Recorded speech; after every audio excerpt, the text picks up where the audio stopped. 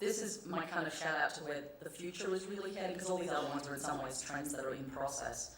I think one of the most interesting things as a social scientist I've been tracking in the last year is the emergence of this notion of big data, of that every device, every service, every piece of infrastructure is constituting pieces of data, and that data is obviously getting significantly bigger. Now, of course, the most interesting thing about big data is not its mass, it's how you start to make sense of it. And for me, the sense-making piece is in some ways where the most interesting work is to be done. At the moment, most of the people who are thinking about sense-making in big data are hiring economists.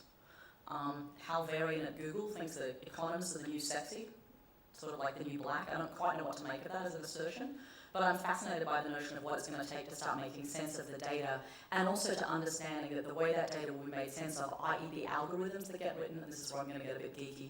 You can have a lot of data. For the data to make sense, you effectively have to write a filter. Every one of those filters encodes cultural knowledge and assumptions and notions about the way the world will be. And starting to work out how we know to interrogate those algorithms is going to be an interesting place to function.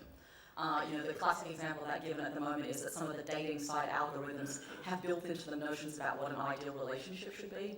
The most explicit one of which comes from one of the large American dating sites, where the algorithm matched men and women on the basis that women had to be 3 to 5 inches shorter than their male partners.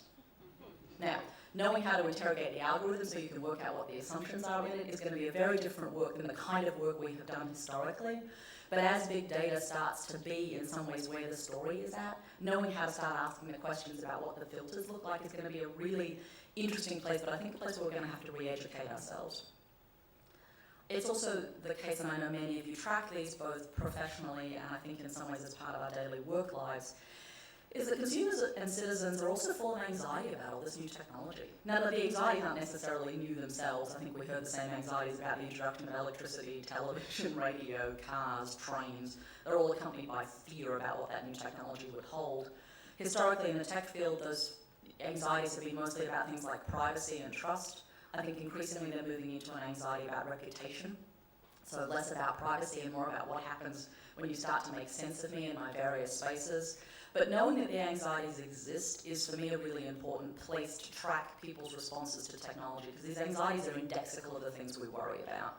And frankly, the technologies that stand a chance of rearranging our relationships to each other, to time and to space, are the technologies that generate this kind of anxiety. So for me, the anxiety is a really good bellwether of knowing that a technology is about to make a big change, is when it actually manifests anxiety. Wasn't as much anxiety about hula hoops as there was about transistor radios, for interesting, that might tell you something about the various merits and weights of those as interventions.